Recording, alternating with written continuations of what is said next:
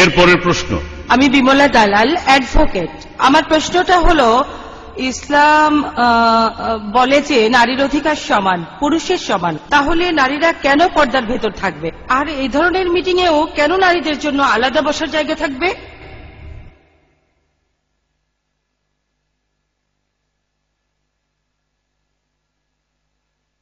বোন, আপনি খুব সুন্দর প্রশ্ন করেছেন।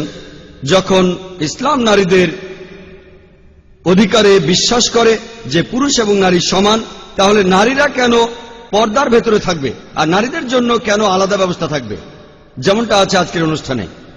আমি আগে বলেছি যে ইসলাম পুরুষ ও নারীর অবাধ মেলামেশাকে অনুমতি দেয় না। ইসলাম কেন নারীদের পর্দা মানতে বলে সেটা এখানে সংক্ষেপে বলছি। আর আমি আপনাকে ধন্যবাদ জানাচ্ছি, কারণ আগে আমি নারীদের হিজাব নিয়ে কোনো কথা বলতে পারিনি। পবিত্র কোরআনে দেখবেন যে নারীদের হিজাবের কথা বলার আগে কোরআন বলছে পুরুষের হিজাবের কথা। পবিত্র কোরআনে সূরা নূরের 30 নম্বর আয়াতে উল্লেখ করা হয়েছে, বলা হয়েছে, মুমিনগণকে বলো তারা যেন দৃষ্টি সংযত করে এবং লজ্জাস্থানের হেফাজত করে।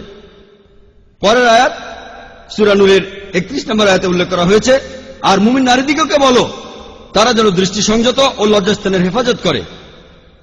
আর যেটা প্রকাশ থাকে সেটা ছাড়া যেন সৌন্দর্য প্রদর্শন না করে। তারা যেন তাদের মাথার কাপড় দিয়ে বক্ষদেশ আবৃত করে, শুধুমাত্র তাদের স্বামী, পিতা, পুত্র ছাড়া। এভাবে কিছু পুরুষের তালিকা দেওয়া হয়েছে যাদের সামনে পর্দার প্রয়োজন নেই, আর এছাড়াও মহিলাদের সামনে পর্দার প্রয়োজন নেই। এগুলো বাদে অন্যান্য জায়গায় হিজাব মানতে হবে। আর হিজাবের বিভিন্ন নিয়ম কানুন আপনারা পাবেন পবিত্র কোরআন আর সহিহ হাদিসে। 6টা নিয়ম আছে। প্রথম নিয়মটা সীমা। এটাই হলো পুরুষ ও নারীর হিজাবের একমাত্র পার্থক্য। পুরুষদের জন্য তাদের ঢাকতে হবে নাভি থেকে হাঁটু পর্যন্ত, নারীদের জন্য পুরো শরীরটাই ঢাকতে হবে। যে অংশটুকু এখানে খোলা থাকতে পারে, অনাবৃত থাকতে পারে, তাদের মুখ আর কবজি পর্যন্ত। যদি সেটাও ঢাকতে চায় ঢেকে রাখতে পারে, তবে এটা আবশ্যিক না যে ঢাকতেই হবে। তাহলে পুরো শরীর ঢাকতে হবে। যে অংশটুকু খোলা থাকতে পারে, অনাবৃত থাকতে পারে, সেটা হলো মুখ আর কবজি, 2 হাতের কবজি। এটাই হলো পুরুষ ও নারীদের মধ্যে হিজাবের একমাত্র পার্থক্য। হিজাবের দ্বিতীয় নিয়মটা হলো আপনি যে পোশাকটা পরবেন সেটা আঁটো-সাঁটো হবে না, যাতে শরীরের কাঠামো বোঝা যায়। যে পোশাকটা পরবেন, তৃতীয় নিয়মটা, সেই পোশাকটা এমন স্বচ্ছ হবে না যাতে ভেতরটা দেখা যায়।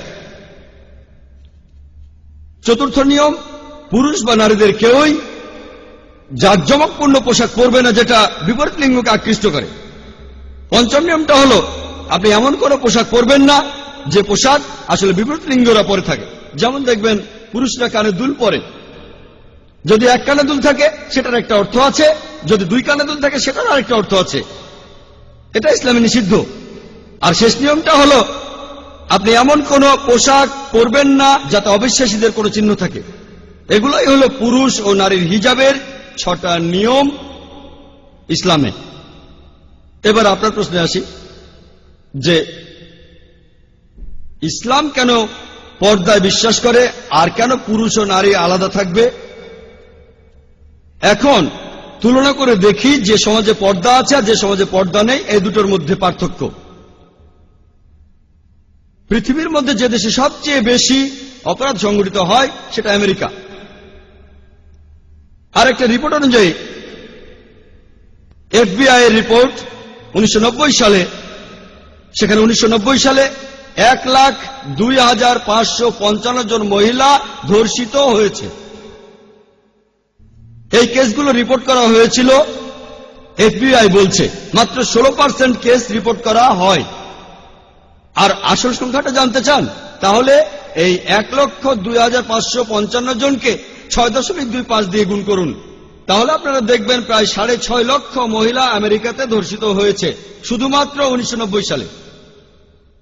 আর এটাকে যদি বছর দিয়ে ভাগ করেন 365 দিন দিয়ে, তাহলে আপনারা দেখতে পাবেন 1,756 জন মহিলা, এতজন মহিলা আমেরিকাতে প্রতিদিন ধর্ষিত। এটা ছিল 1990 সালে। আর সেই রিপোর্টই বলছে প্রতিদিন 1,900 জন মহিলা ধর্ষিত হয়েছে হতে পারে এটা 1991 সালের রিপোর্ট, আমেরিকানরা বেশি সাহসী হয়েছে তখন। আর শেষ রিপোর্ট যেটা প্রকাশিত হয়েছিল 1993 সালে, সেটা বলছে প্রতি 1.3 মিনিটে একজন মহিলা ধর্ষিত হচ্ছে। কারণ জানেন? কারণ আমেরিকা নারীদের অনেক অধিকার দিয়েছে, তাই অনেক মহিলা ধর্ষিত হচ্ছে। মাত্র 10% অ্যারেস্ট করা হয়েছে, 16% রিপোর্ট করা হয়েছে, তার মধ্যে 10% অ্যারেস্ট হয়েছে। তার মানে সব মিলিয়ে মোট 1.6% অ্যারেস্ট হয়েছে। আর তার মধ্যে 50%কে বিচার শুরুর আগে ছেড়ে দেওয়া হয়েছে।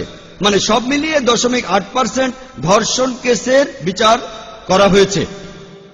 অর্থাৎ যদি কোনো পুরুষ 125 জন মহিলাকে ধর্ষণ করে, তার এই মামলায় বিচার হওয়ার সম্ভাবনা 1%। ব্যাপারটা ভয়াবহ। 125 জন মহিলাকে ধর্ষণ করলে ধরা পড়বে মাত্র একজন। এর মধ্যে 50% ক্ষেত্রে আপনার শাস্তি হবে 1 বছরের কম কারাদণ্ড।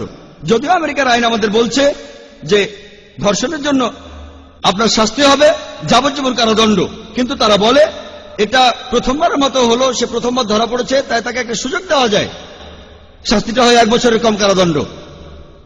এমনকি ইন্ডিয়াতেও ন্যাশনাল ক্রাইম ব্যুরোর রিপোর্ট অনুযায়ী, যে রিপোর্ট খবরের কাগজে এসেছিল 1992 সালের 1 ডিসেম্বরে, এটা বলছে যে প্রতি 54 মিনিটে একটা ধর্ষণের কেসে রিপোর্ট করা হয় ইন্ডিয়াতে। রিপোর্ট করা হয় প্রতি 26 মিনিটে ইন্ডিয়ায় একজন মহিলাকে উত্ত্যক্ত করা হয়। প্রতি 1 ঘন্টা 43 মিনিটে যৌতুকের কারণে একজন মারা যায়। যদি আমাদের দেশে ঘটিত ধর্ষণের সংখ্যা জানতে পারি, তাহলে দেখব প্রতি মিনিটে একজন করে মহিলা ধর্ষিত হচ্ছে। আমি একটা সহজ প্রশ্ন করি, যদি সব মহিলা হিজাব মেনে চলে, তাহলে আমেরিকাতে ধর্ষণের সংখ্যা এটা কি একই রকম থাকবে, কমে যাবে নাকি বেড়ে যাবে? যদি ইন্ডিয়াতে প্রত্যেক মহিলা হিজাব পালন করে, তাহলে ইন্ডিয়ায় ধর্ষণের সংখ্যা কমে যাবে, একই রকম থাকবে নাকি সেটা বেড়ে যাবে? আপনারা ইসলামকে দেখবেন সামগ্রিকভাবে। তারপর ধরুন, যদি সব মহিলা হিজাব মেনে চলে, আর একজন মহিলা হিজাব মানুক বা না মানুক, পুরুষদের নির্দেশ দেওয়া হয়েছে দৃষ্টি সংযত করতে, তারপরও যদি একজন পুরুষ কাউকে ধর্ষণ করে ইসলামের আইনে, তখন তার মৃত্যুদণ্ড হবে। আপনারা এটাকে বলবেন বর্বর আইন। আমি এই প্রশ্নটা অনেককেই করেছি। ধরুন এই প্রশ্নটা আমি করেছি অনেক লোককে। ধরুন আপনার বোন ধর্ষিত হয়েছে, আপনি সেখানে জজ। ইসলামকে বলে সেটা ভুলে যান, ইন্ডিয়ার আইনকে বলে সেটা ভুলে যান, আমেরিকান আইন কি বলে সেটা ভুলে যান। আপনি যদি সেখানে বিচারক হন, তাহলে আপনার বোনের ধর্ষণকারীকে কি শাস্তি দেবেন? আর তারা সবাই বলেছে মৃত্যুদণ্ড দেব। কেউ কেউ এরকমও বলেছে তাকে টর্চার করে মারব। আমি আপনাদের একটা প্রশ্ন করি, যদি আপনারা আমেরিকাতে ইসলামিক শরিয়া প্রতিষ্ঠা করেন, তাহলে কি ধর্ষণের সংখ্যা কমে যাবে? সেটা কি একই রকম থাকবে নাকি বেড়ে যাবে? যদি ইন্ডিয়া ইসলামিক শরিয়া প্রতিষ্ঠা করেন, তাহলে কি ধর্ষণের সংখ্যা কমে যাবে, একই রকম থাকবে নাকি বেড়ে যাবে? তাহলে আসুন বাস্তবের সাথে মিলিয়ে দেখি। আপনারা নারীদের কাগজে কলমে অনেক অধিকার দিয়েছেন, তবে বাস্তবে নারীদের নামিয়ে দিচ্ছেন উপপত্নী আর রক্ষিতার স্তরে। আমি এখানে যদি ইসলামে নারীর পর্দা নিয়ে কথা বলি, সারাদিনই কথা বলতে পারবো। তবে এখন আমি একটা উদাহরণ দিয়ে আমি আমার এই উত্তরটা শেষ করতে চাই। ধরুন দুজন মহিলা, দুই যমজ বোন, দুজনে খুবই সুন্দরী, তারা রাস্তা দিয়ে হেঁটে যাচ্ছে, আর রাস্তার পাশেই একটা মাস্তান দাঁড়িয়ে আছে মহিলাদের উত্ত্যক্ত করার জন্য, মেয়েদের টিচ করার জন্য। দুই যমজ বোন হেঁটে যাচ্ছে, দুজনে একই রকম সুন্দরী, একজন ইসলামিক হিজাব পরে আছে, অন্যজন পরে আছে একটা মিনি স্কার্ট। সেই মাস্তান কোন মেয়েটাকে উত্ত্যক্ত করবে, কোন মেয়েটাকে টিচ করবে? সে মিনি স্কার্ট পরা মেয়েটাকেই টিচ করবে। যদি মেয়েটা সালোয়ার কামিজ পরে আর মাথায় কাপড় না দেয়, যদি সালোয়ার কামিজটা টাইট হয় আর অন্যজন ইসলামিক হিজাব পরে আছে, তখন মাস্তানটা কাকে টিচ করবে? যে মেয়েটা হিজাব পরেনি তাকেই করবে।